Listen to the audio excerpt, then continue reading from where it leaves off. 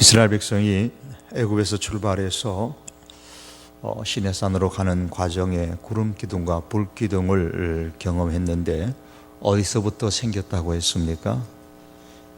에담에서부터죠. 또 쓴물로 단물로 바뀐 장소는 마라였습니다. 만나는 어디서부터 내렸다고 했습니까? 신광야입니다. 제가 빨리빨리 대답하는 이유를 아시겠죠? 혹 여러분 난처해 하실까봐 빨리 대답을 합니다. 에담, 마라, 신광야를 지나오면서 하나님의 백성이 경험한 것은 모두 다 정상적인 방법으로 일어난 일들이 아니었습니다. 구름 기둥과 불 기둥, 홍해가 갈라지는 것, 쓴물이 단물로 변하는 것, 하늘에서 이슬이 내리는 것처럼 만나가 내리는 것, 이 모두가 하나님의 기적이었습니다. 비정상적인 방법이에요.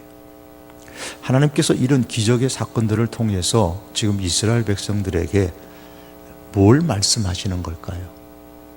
하나입니다. 하나님이 누구신가를 말씀하는 겁니다. 아직 하나님을 제대로 알지 못하는 이 이스라엘 백성들을 애굽에서 데려오기는 했지만 하나님이 누구인가를 지금 신앙 교육을 시키는 거예요. 그래서 어떤 기적적인 사건을 주실 때에 그냥 주신 게 아니에요. 그 사건마다 의미를 부여하셨고 그 의미에 대하여 이스라엘 백성이 깨닫고 하나님 중심의 사람이 되기를 원하셨던 겁니다. 신앙생활하면서 가장 기초가 되고 중요한 것은 나는 하나님을 믿는가? 하나님을 믿는다면 어떤 분으로 믿는가입니다. 여러분이 하나님이 존재하신다고 정말 믿으십니까? 만일 존재하신다고 믿는다면 하나님을 어떤 분으로 믿으십니까? 이것이 우리의 신앙을 좌우할 뿐만 아니라 인생에 대한 우리의 자세와 교회에 대한 우리의 태도를 좌우하게 됩니다. 개혁신앙의 중심 중에 하나는 하나님 중심입니다. 하나님 중심의 신앙을 갖는다는 것은 내 생각이나 내 생활 철학이나 내 삶의 방식, 일을 처리하는 방법이나 태도나 사람과의 관계 등 나와 관련된 그 모든 것들이 하나님 중심이어야 한다는 말입니다. 만일 우리의 신앙이 하나님 중심이라면 나를 움직이게 하는 것은 하나님의 말씀이어야 됩니다.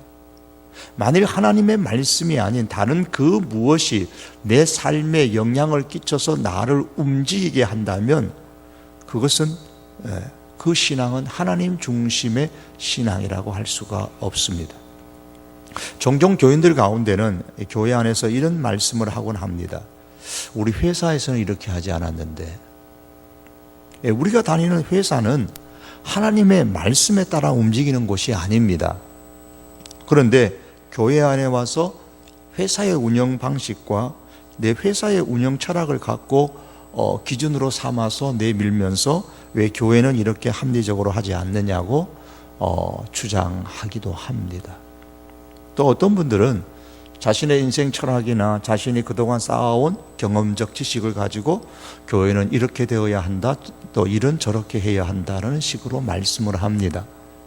만일 그렇게 해야 한다면 1000명의 교인이 있는 교회는 1000개의 방식으로 운영해야 될 것이고 10,000명의 교인이 모이는 교회는 10,000명의 방식으로 운영해야 될 겁니다. 또 어떤 분들은 우리 교회는 장로의 교회니까 장로님이 중심이 되어야 한다고 말씀하시는 분이 계십니다. 장로의 교회는 장로님이 중심이십니까? 장로님이 앞장서시는 건 맞습니다. 그러나 장로님이 교회의 중심은 아닙니다. 교회 정치의 방법에 교황 정치도 있고 감독 정치도 있고 자유 정치도 있고 조합 정치도 있고 장로의 정치가 그 가운데 하나 있습니다. 교회를 다스리는 방법 중에 하나가 장로회 정치입니다. 헌법에 보면 장로의 정치라는 것은 지교의 교인들이 장로를 선택하여 당회를 조직하고 그 당회로 치리권을 행사하게 하는 주권이 교인에게 있는 민주적 정치다라고 말씀합니다. 정치하는 하나의 바르게 교회를 이끌어가는 운영하는 방법 중에 하나가 바로 장로의 정치입니다. 그런데 이 장로의 정치는 웨스트민스터 헌법을 기초로 해서 수정 편성한 것이라고 우리 헌법에 표기되어져 있습니다. 웨스트민스터 헌법이라는 것은 영국 정부의 주관으로 120명의 목사와 30명의 장로들이 1643년에 런던 웨스트민스터 예배당에 모여서 이 장로의 헌법, 즉 웨스트민스터 헌법을 초안하고 영국 각 노회와 대회에서 가결한 이후에 그 영국 교회가 완전히 교회 헌법으로 채용하고 공포한 것이 웨스트민스터 헌법입니다. 이 웨스트민스터 헌법은 신도개혁서와 성경 대소요리 문답으로 이루어져 있는데, 신도개혁서 1조에 보면 신구약 성경은 하나님의 말씀이니 신앙과 본분에 대하여 정확무오한 유일의 법칙이다 그랬습니다. 2조는 하나님은 한 분이시니 오직 그만 경배할 것이라 했습니다. 이렇게 12개의 신조가 있습니다. 그리고 성경 소요리 문답 196문제 중에서 그 첫 번째가 우리가 많이 아는 사람의 제일 되는 목적이 무엇인가? 그렇게 질문하고 대답은 사람의 제일 되는 목적은 하나님을 영화롭게 하는 것과 영원토록 그를 즐거워하는 것이다 하고 했습니다. 장로의 정치의 기초가 되는 웨스트민스터 헌법의 중심은 하나님과 하나님의 말씀, 그리고 그 하나님을 영화롭게 하고 하나님을 영원토록 즐거워하는 겁니다. 그러므로 장로의 교회의 중심은 목사도 아니고 우리 장로님들도 아니고 하나님이시고 하나님의 말씀입니다. 대한예수교 장로의 헌법에 보면 장로의 정치를 설명하면서 장로의 정치의 성경적 근거를 여러 가지 제시를 하는데, 그 중에 한 말씀이 민수기 11장 16절의 말씀입니다. 이 말씀은 성경 가운데서 장로가 나타나게 된, 제도 속에서 나타나게 된 첫 번째 사건입니다. 여기에 이런 내용이 나옵니다. 여호와께서 모세에게 이르시되 이스라엘 노인 중에서 내가 알기로 백성의 장로와 지도자가 될 만한 자 70명을 모아 내게 데리고 와 회막에 이르러 거기서 너와 함께 서게 하라. 내가 강림하여 거기서 너와 말하고 내게 임한 영을 그들에게도 임하게 하리니 그들이 너와 함께 백성의 짐을 담당하고 너 혼자 담당하지 아니하리라. 16절은 70명의 장로를 세우라라는 말씀이고, 17절은 세운 70명의 장로가 무엇을 해야 하는가, 그 역할이 무엇인가에 대해서 말씀을 합니다. 먼저 모세에게 임한 하나님의 영을 장로들에게도 똑같이 임하게 하겠다라고 말씀하시고, 그리고 장로의 역할은 백성들의 짐을 담당하는 것이라고 했습니다. 그러므로 백성을 돌보는 이 일, 성경에서 장로의 제도가 처음으로 나타난 여기에서 장로의 역할이 뭐냐? 백성을 돌보는 일이다. 이게 첫 번째 일이다라고 말씀을 합니다. 이것을 저는 목양이라 부르고 싶습니다. 그래서 우리 가정공동체에서 우리 장로님들이 앞장서셔서 이 목양의 일들을 감당하셔야 됩니다. 행정도, 교회 행정도 중요하지만 가장 중요한 장로의 직분의 첫 번째는 성도들을 목양하는 것입니다. 장로의 정치에서 장로의 가장 중요한 역할은 성도들을 돌보는 겁니다. 신방하고 위로하고 격려하고 권면하고 인도하는, 다시 말하면 한마디로 목양하는 겁니다. 이 모든 일을 수행함에 있어서 그 중심은 하나님이고 하나님의 말씀입니다. 그래서 바울은 고린도 교회를 부를 때에 하나님의 교회라 불렀습니다. 지상에 있는 모든 교회는 하나님의 교회입니다. 즉 하나님께서 그 중심이 되는 교회다라는 말입니다. 우리의 신앙이 하나님 중심이어야 되고 하나님 중심이어야 한다는 것은 하나님의 말씀을 중심으로 따라야 한다라는 뜻입니다. 하나님의 말씀이 뭐라고 말씀하는가, 그것이 우리가 교회를 섬기고 또 사회생활을 하고 가정생활을 하는 중심이 되어야 됩니다. 오늘 새벽에 보았던 예레미야서 42장에 보면 말을 한 사람들이 실천하지는 못했지만은 말은 바로 이런 내용입니다. 예레미야 42장 6절에 보면 우리가 당신을 우리 하나님 여호와께 보내면 그의 목소리가 우리에게 좋든지 좋지 않든지를 막론하고 순종하려 함이라. 우리가 우리 하나님 여호와의 목소리를 순종하면 우리에게 복이 있으리이다 하니라. 하나님의 목소리, 그 하나님의 목소리인 말씀이 내 귀에 좋게 들리든 좋지 않게 들리든, 다시 말하면 내 생각과 같든 다르든 이를 막론하고 순종하려고 하는 것이 바로 하나님 중심의 신앙이 가진 사람의 태도입니다. 이렇게 하나님 중심의 신앙을 가지고 여호와의 목소리, 즉 말씀을 순종하면 그 사람에게는 복이 있다라고 했습니다. 이 하나님 중심의 신앙을 가르치기 위해서 하나님은 끊임없이 지금 기적의 방법을 통하여 하나님이 누구신가를 말씀합니다. 오늘 본문까지 오는 데에 계속해서 이것이 진행됩니다.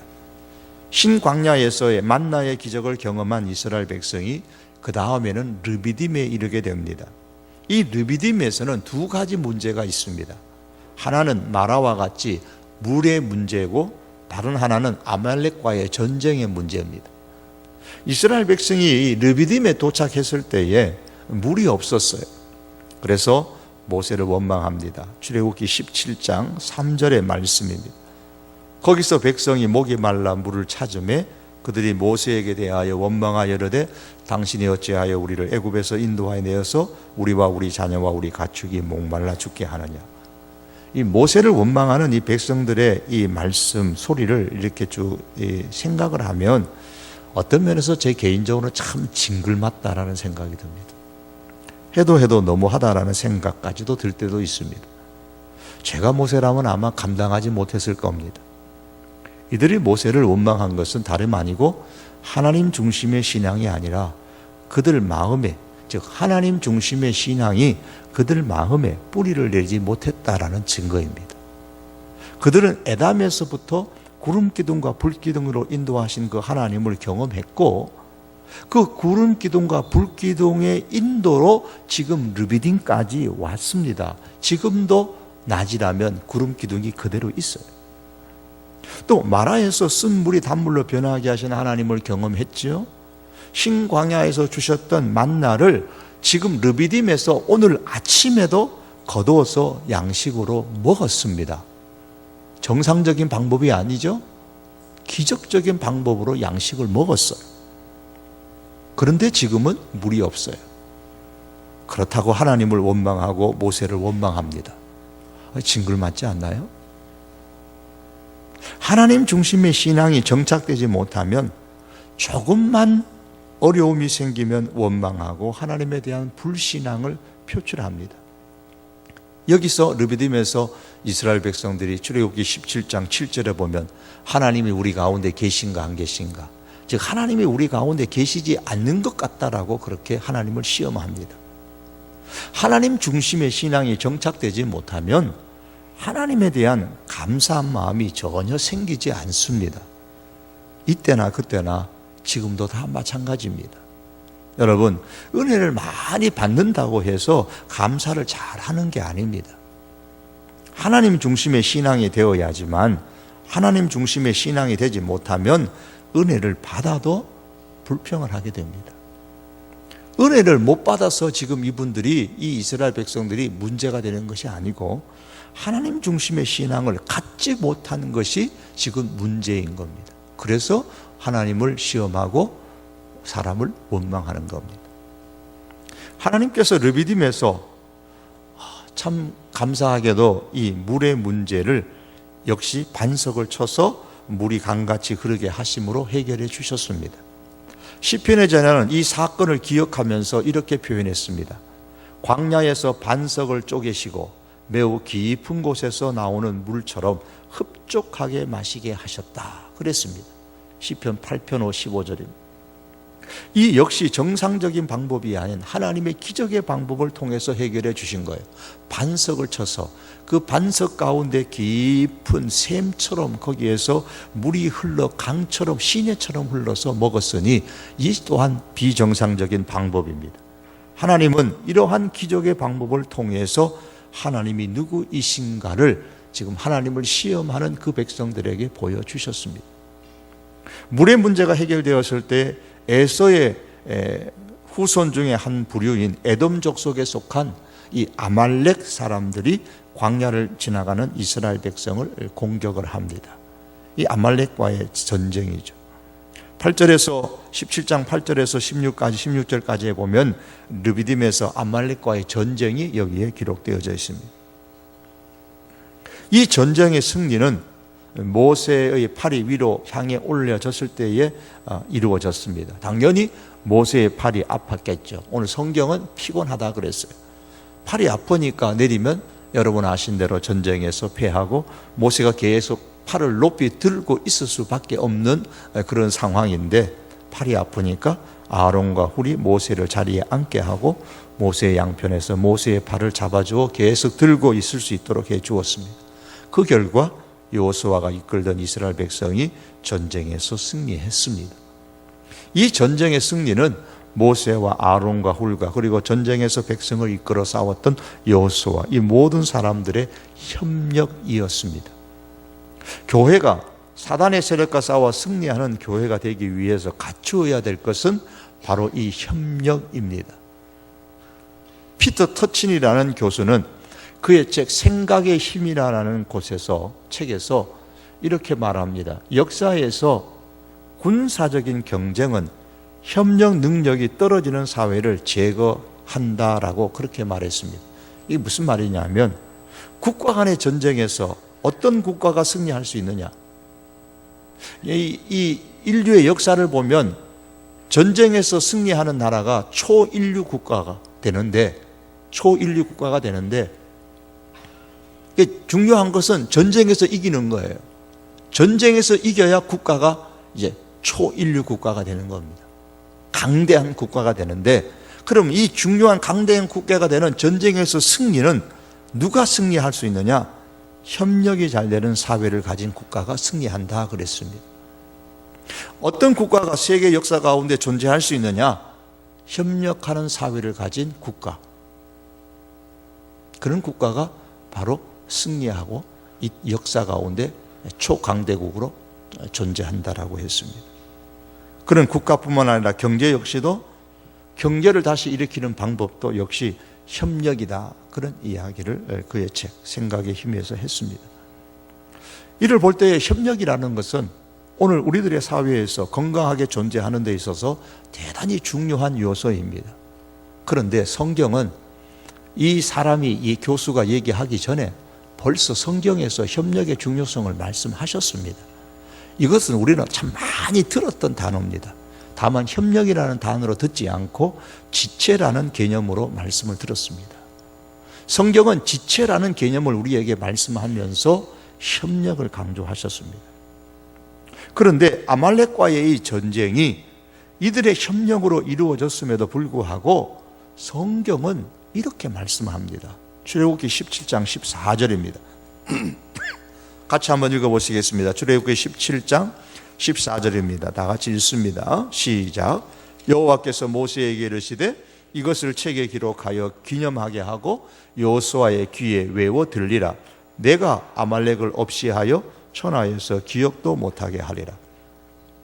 모세도 아론도 훌도 여호수아도 아닌 내가, 하나님께서 아말렉을 없이 하셨다라고 말씀하십니다. 그리고 16절에 가면 여호와가 아말렉과 더불어 대대로 싸우리라. 지금뿐만 아니라 앞으로도 싸우리라 그랬습니다. 이후에 역사에 가면 모르드게 사건이 나올 때에 거기에서도 하나님께서 승리하게 하십니다. 자, 여기서 모세는 하나님의 이름을 여호와 니시라고 했습니다.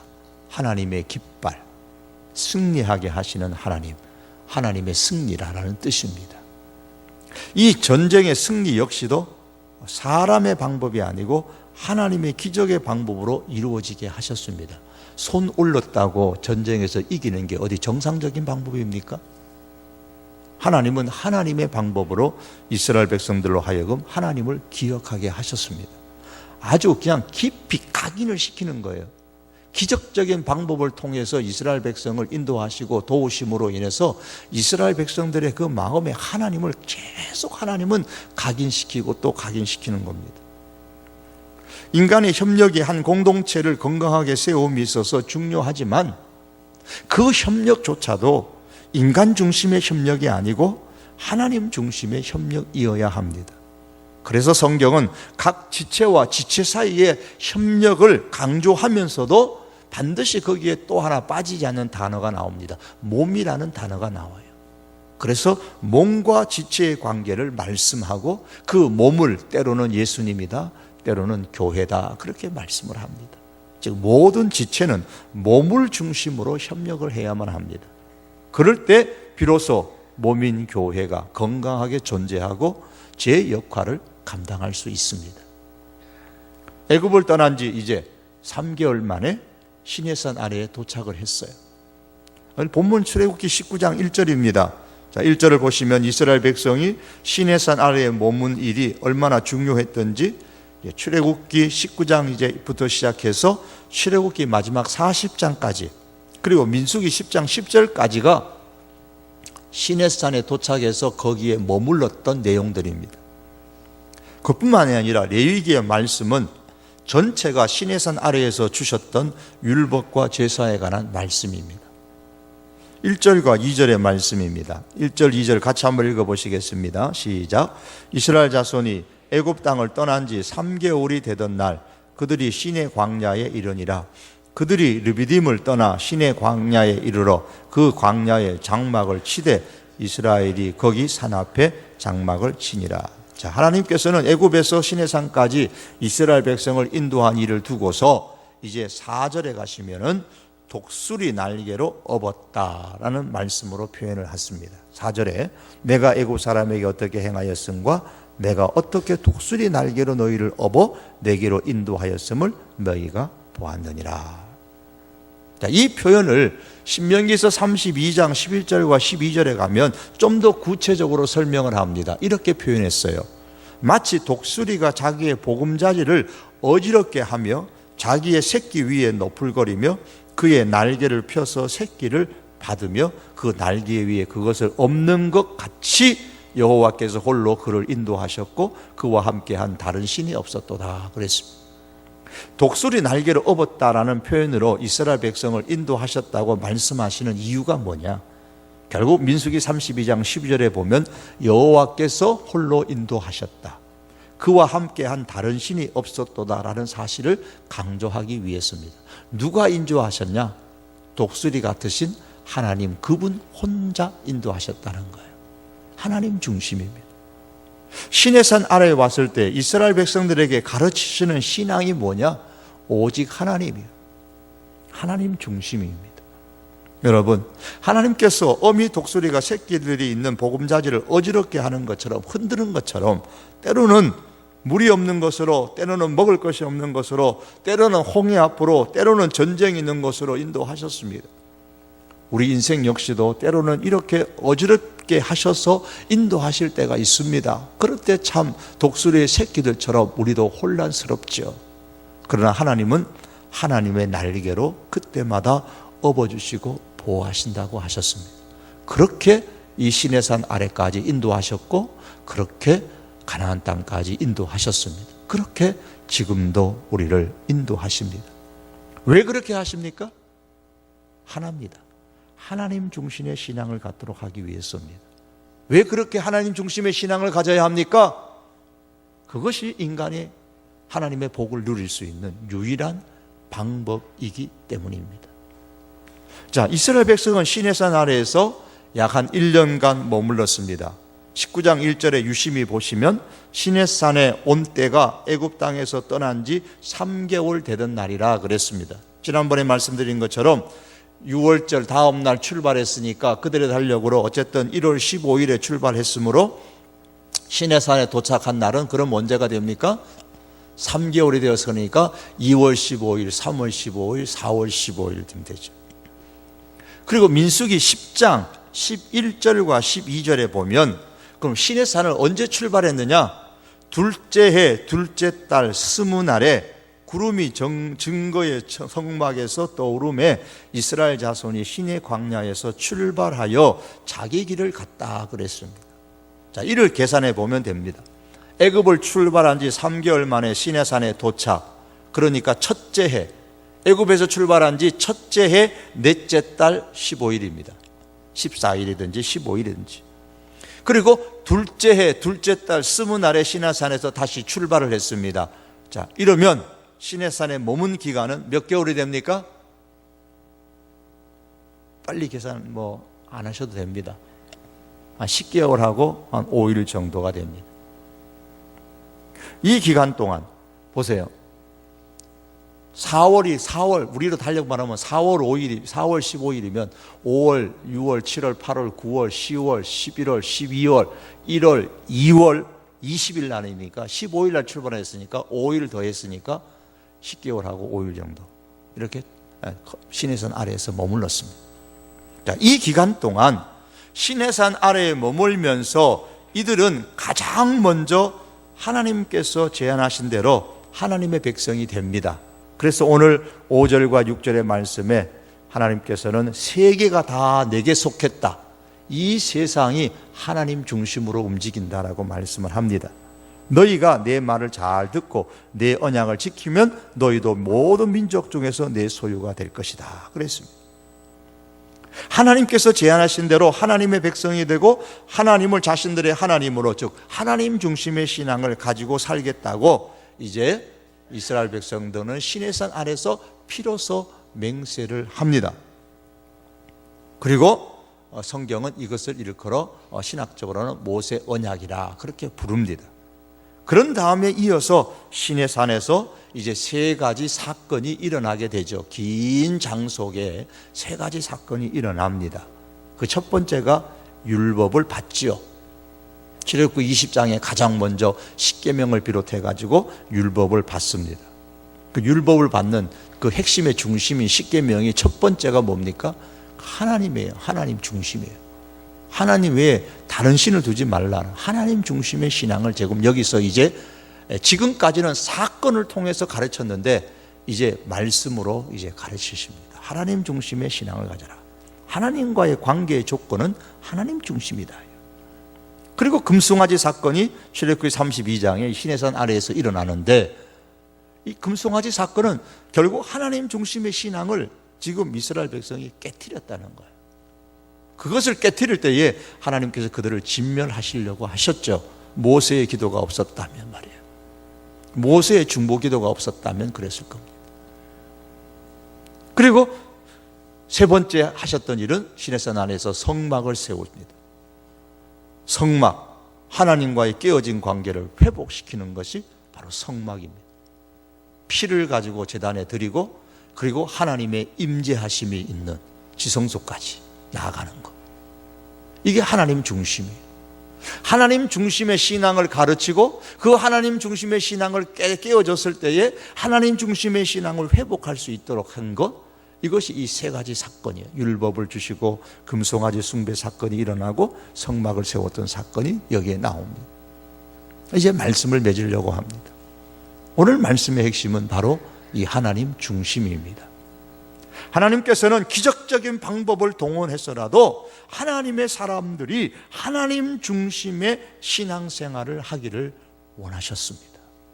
이것은 오늘 우리들에게도 동일하게 하나님께서 갖고 계시는 마음입니다. 그러므로 우리가 사는 구체적인 삶에서 항상 먼저 하나님을 먼저 생각하는 이 사고의 훈련, 생각의 훈련이 우리에게 있어야 됩니다. 하나님을 먼저 생각하셔야 됩니다. 그리고 하나님의 말씀을 먼저 생각하고 태양의 중심이 되어서 지구가 돌아가고 있는 것처럼 하나님이 중심이 되어져서 우리 사방에 우리의 삶이 다양한 종류가 있잖아요. 가정의 삶도, 사회의 삶도, 직장의 삶을, 친구와의 관계의 삶도 있고, 우리 취미의 삶도 있고, 교회의 삶도 있고, 우리의 삶이 매우 다양한데 이 다양한 우리의 삶의 스펙트럼들이 하나님을 가운데 두고 중심이 되어져 가지고 이 관계를 잘 맺어 나가야만 됩니다. 이 하나님 중심 신앙입니다. 그럴 때에 하나님 중심의 바른 신앙을 가질 때에 예레미야 42장의 말씀처럼 내 생각에 옳든지 좋든지 안 좋든지, 내 생각과 같든지 안 같든지 상관없이 하나님의 말씀에 순종할 때에 하나님의 복을 누린다라고 그렇게 고백하는 것처럼 정말 하나님 중심의 바른 신앙을 통해서 그 하나님의 복을 이 땅에서 지금 우리가 살아가는 삶의 현장에서 경험할 수 있는 그런 하나님의 사람들이 될 수 있기를 주님의 이름으로 축복합니다. 우리 기도하시겠습니다. 하나님, 이 시간 우리가 기도할 때에 주여 하나님 중심의 신앙의 사람이 되게 해주십시오. 정말 세상에서는 많은 일들이 일어나는데 하나님 중심으로 살지 못하게 하는 많은 일들이 일어납니다.